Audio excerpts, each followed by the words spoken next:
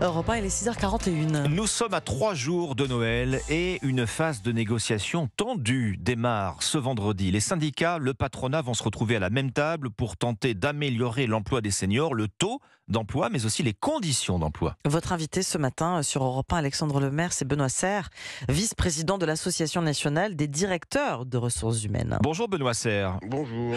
Compte tenu de la réforme des retraites adoptée de haute lutte dans notre pays qui consacre le report de l'âge de départ, le taux d'emploi des seniors en France, 56,9%, il devient une anomalie aujourd'hui, pour ne pas dire une injustice.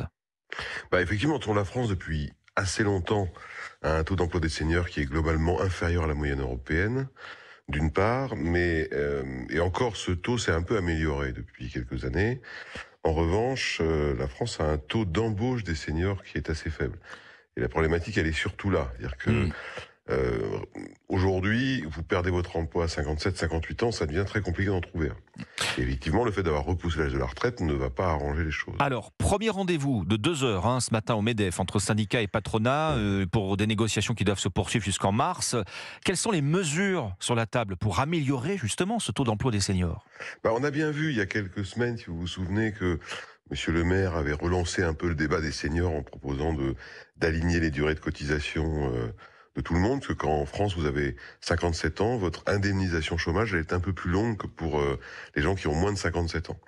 Il avait proposé d'aligner tout le monde sur la durée la plus courte. Bon, ce sujet est fini. Les négociations qui vont s'ouvrir, elles sont très importantes parce que vous vous souvenez peut-être que lors du débat des retraites, il y avait eu un moment, tout un tas de gens qui étaient là pour dire bon, cette réforme des retraites, on peut la comprendre, mais elle ne peut pas ignorer qu'on a un sujet de l'emploi des seniors et par conséquent, on doit pouvoir mettre en place des mesures qui favorisent l'emploi des seniors pour accompagner cette réforme. Alors justement, c'est pour ça que cette négociation est importante parce que c'est un peu le deuxième volet. Donc ces mesures Benoît Serre qui sont sur la table. Alors, qui sont ces mesures, on ne sait pas trop. La première, déjà, il y a le débat sur l'indemnisation du chômage. La deuxième, il y a la question de savoir si l'emploi des seniors doit être facilité sous un régime un petit peu ressemblant à celui qu'on a vu, vous savez, ce qui s'appelait un plan, un jeune, une solution. Vous vous souvenez de ça. Donc ça, c'est un deuxième aspect. Le troisième aspect, il y a la question de la formation. Autrement dit, il est exact que vous avez des seniors qui peuvent pas durer dans leur métier pour des raisons physiques, technologiques, techniques, de compétences. Donc comment on prépare les deuxièmes parties de carrière? Ça, c'est assez fondamental. Et c'est insuffisant aujourd'hui, les efforts de formation continue pour les travailleurs seniors. Mais vous savez, il y a un chiffre qui est très intéressant. C'est que plus vous avancez en âge, moins vous avez accès à la formation continue. Eh oui. Donc ça, c'est sûr qu'il y a quelque chose là-dessus. Et puis, il y a un dernier point auquel les partenaires sociaux, notamment les syndicats de salariés, sont très attachés, c'est reprendre le débat sur la pénibilité, notamment pour les travailleurs âgés qui exercent des fonctions techniquement difficiles. Alors concrètement, comment on règle ce problème-là? En aménageant le temps de travail, par exemple? Alors c'est une des propositions qui est sur la table, semble-t-il, qui est de créer des conditions d'aménagement du temps de travail qui vous permettent finalement, mettons, de travailler 80% en étant payé 100%. Ça peut être une solution. Alors pour les petites entreprises, c'est compliqué parce que elles sont pas défavorables. Elles disent simplement, il y a un moment où moi je peux pas payer 100% des gens qui travaillent pas 80%. C'est là où sans doute le rôle de l'État où le rôle des partenaires sociaux, des cotisations sociales peut jouer en faveur d'un aménagement du temps de travail. Benoît Serre, dans le document d'orientation qui sert de base aux discussions, le gouvernement dit viser le plein emploi. Alors pour les seniors, le plein emploi, ça veut dire un taux d'emploi de 65% pour les 60-64 ans. Ça, c'est l'objectif pour 2030. Ça va venir vite. Aujourd'hui, ce taux d'emploi-là, il est de 36%. C'est l'ascension de l'Everest qu'on vous demande là. Il faudra plus que des mesurettes pour y arriver. Oui, alors c'est vrai que les partenaires sociaux pointent la volonté, comme le gouvernement, du plein emploi pour des raisons démographiques. C'est vrai qu'on est dans une phase, paradoxalement, qui devrait être favorable à l'emploi des seniors. Mais encore faut-il que nous apprenions tous collectivement, d'ailleurs, entreprises et les partenaires sociaux et tout le monde, à embaucher des seniors et à les conserver.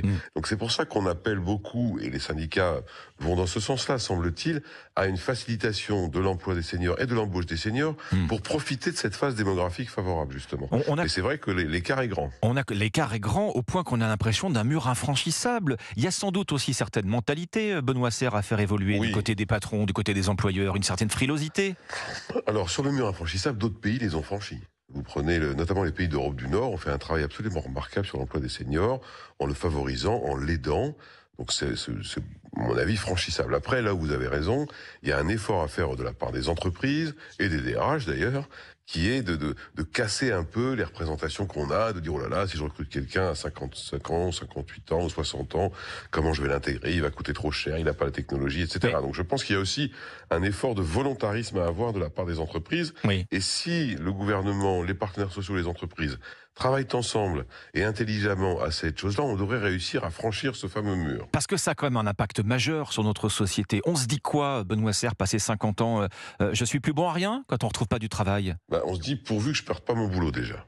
Déjà, oui, mais Ça, c'est un pour ceux qui premier l'ont point. perdu, pour ceux qui l'ont perdu. Oui, mais non, mais vous avez raison. C'est vrai que il faut bien. Moi, je trouve, on trouve nous que le sujet de l'emploi des seniors il est majeur et qu'il faut le traiter de manière urgente et forte parce que vous l'avez très bien dit, c'est un problème de société. Il y a quelqu'un qui perd son emploi à 57, 58 ans, c'est une catastrophe pour lui-même. Ça peut être une catastrophe pour ses propres parents parce qu'il est souvent, vous savez, aidant, c'est-à-dire que il finance l'EHPAD ou autre, et puis pour ses enfants. Et qui rejaillit sur toute la famille, exactement. Qui rejaillit sur la famille, oui. Exactement. Donc c'est un vrai sujet qui nécessite une politique publique forte qui, aujourd'hui, il faut bien le reconnaître, n'existe pas. Donc on espère que les partenaires sociaux et les discussions qui s'ouvrent aujourd'hui, qui vont durer plusieurs mois, vont pousser les pouvoirs publics, les entreprises et les partenaires sociaux à enfin se saisir de ce sujet, comme on l'a fait par le passé pour d'autres populations, comme les jeunes notamment, je le disais tout à l'heure, et ça a marché.